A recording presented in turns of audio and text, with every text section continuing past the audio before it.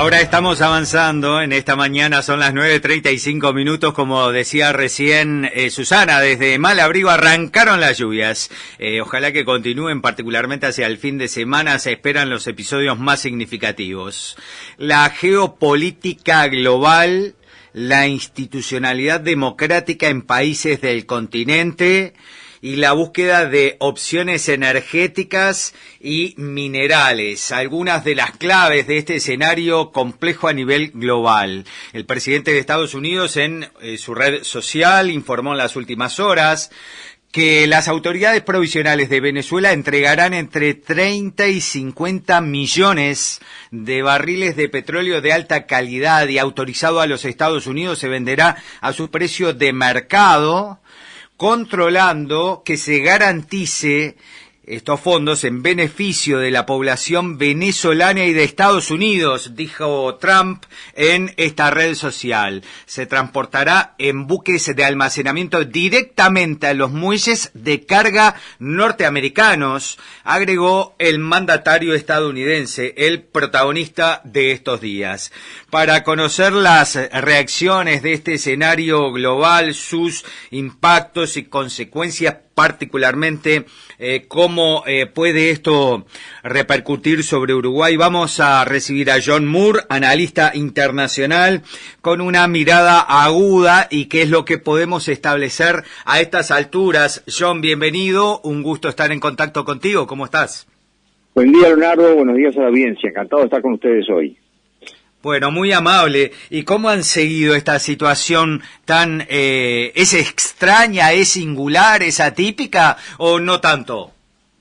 Bueno, muy buena pregunta para arrancar, Leonardo. Depende de qué perspectiva lo vemos.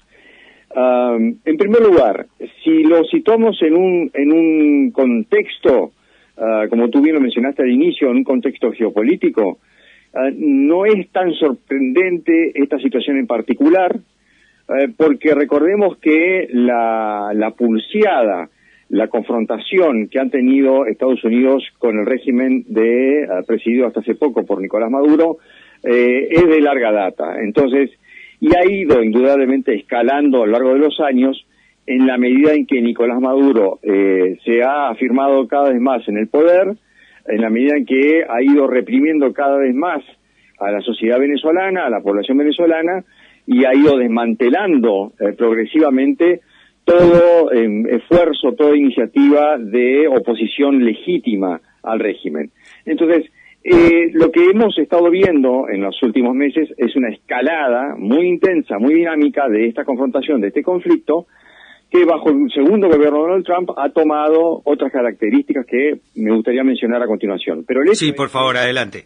El resultado que vimos ya con la operación militar del sábado de extraer a Nicolás Maduro y a su esposa y llevarlos a una corte de Nueva York para ser juzgados por cargos, entre otras cosas, por narcotráfico, o mejor dicho, narcoterrorismo. Bueno, es quizás una fase ya más acelerada de esta confrontación, que abre a su vez otras incógnitas que están hoy, mientras hablamos, en pleno desarrollo, que corresponden, digamos, a lo que viene después, lo que vendría después, y lo que sería esperable, idealmente, es una transición ya definitiva a una democracia legítima.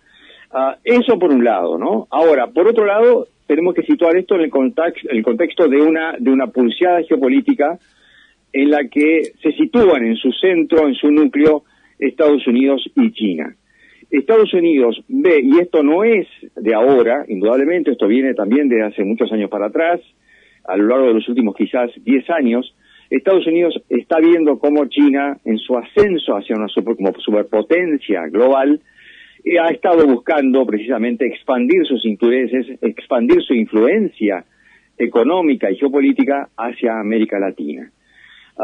Y si nos situamos en un mapa podemos ver estos intereses de China en distintos países de América Latina, cómo se han ido consolidando, cómo se han ido concretando. Un puerto de aguas profundas, por ejemplo, en Perú, en Chancay, sin ir más lejos, que va a ser operado por empresas estatales que pertenecen al régimen de China.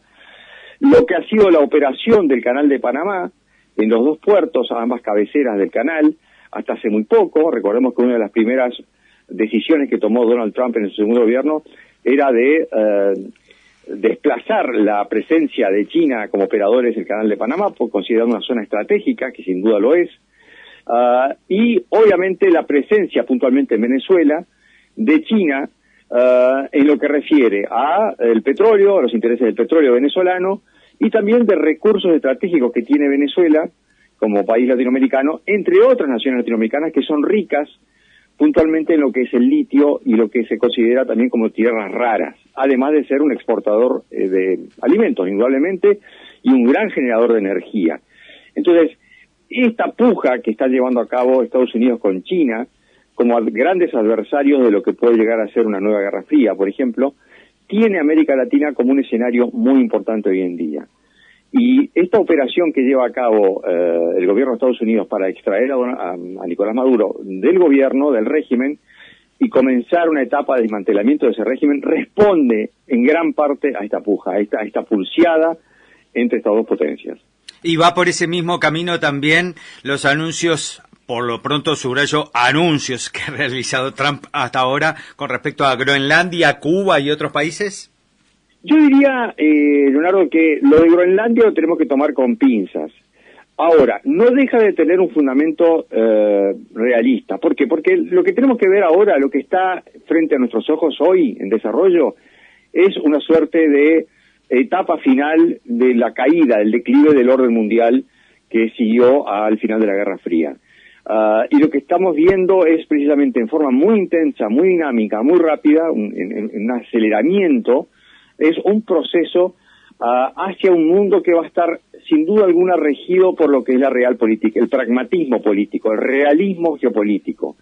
Y ese realismo geopolítico vuelve a poner arriba del tablero en las relaciones internacionales lo que es las zonas de influencia, las zonas de interés, las esferas de poder.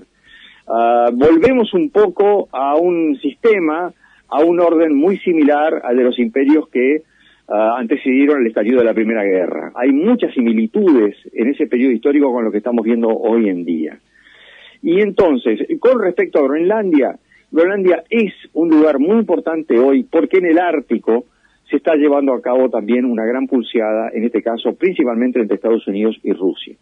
Rusia ha considerado el Ártico como una proyección, como una zona de proyección de poder, de influencia, porque el Ártico es riquísimo en recursos estratégicos, gas, petróleo, minerales, y aprovechando algo que es muy desafortunado, como es el deshielo producto del cambio climático, evidentemente el Ártico va a quedar, digamos, en una situación que va a favorecer, en esta condición muy negativa desde el punto de vista climático, indudablemente, pero va a favorecer la explotación, la extracción de estos recursos estratégicos. Y Rusia ha venido posicionándose en lo que es la zona, el borde que le corresponde a nivel territorial allí, en forma muy intensa, inclusive ha instalado un reactor nuclear flotante para alimentar allí operaciones de refinerías, por ejemplo.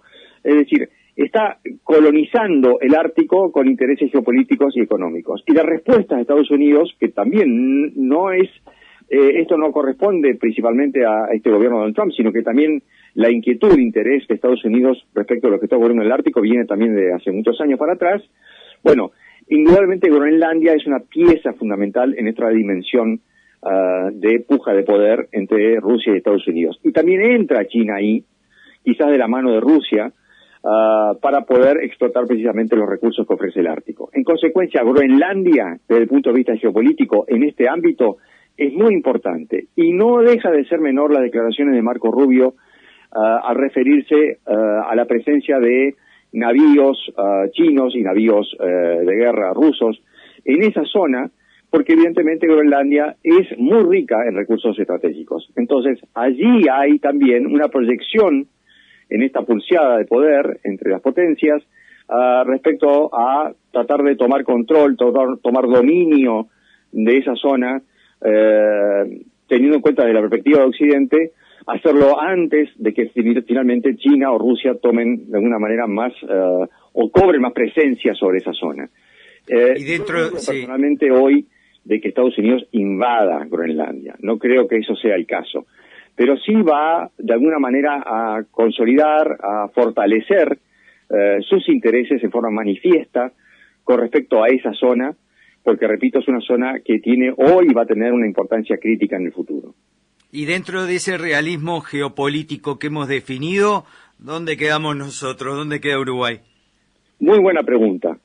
¿Qué va a pasar con respecto a América Latina? Bueno, yo creo que siguiendo un poco lo que está pasando en Venezuela, lo que pudiera llegar a pasar en Venezuela a partir del descabezamiento del régimen, y lo que puede pasar para el resto de la región, es muy importante todo lo que ha venido ocurriendo hasta hoy y lo que va a seguir ocurriendo.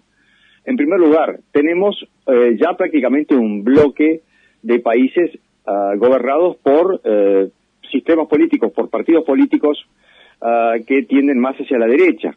Hay un recambio en la orientación política en Latinoamérica muy importante tener en cuenta.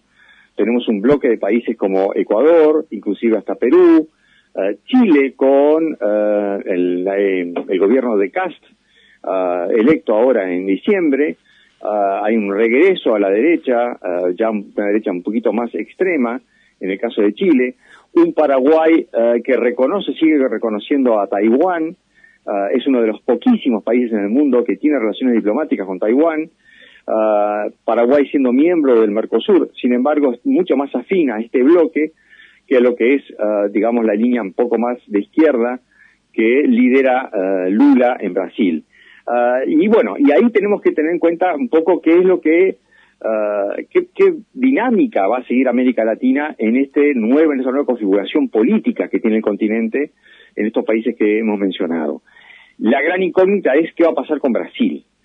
¿Cuál va a ser la posición de Lula, la posición de Itamaraty, la posición de la política exterior brasileña, que es muy fuerte? Recordemos que es muy fuerte a nivel regional y a nivel mundial también, es muy respetada en términos internacionales.